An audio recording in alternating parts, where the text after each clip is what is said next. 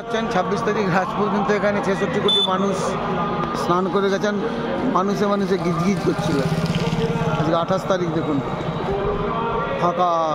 আমাদের এলাকার ছোটোখাটো বাজারের থেকেও ভিড় নেই, তার থেকেও কম ভিড়। আমি একবারে সঙ্গম ঘাটের কাছেই রয়েছে, ওই যে লাইট দেখাচ্ছে এটা সঙ্গম ঘাট, আর এদিকটা আকবর কিলা।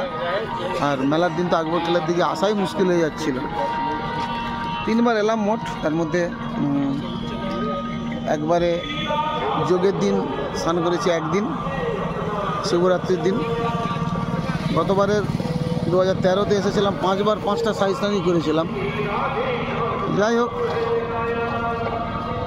আবার আছি, ঘুরছি, দেখাচ্ছি, দেখতে থাকুন। ফাঁকা এলাকা, একবারে ফাঁকা।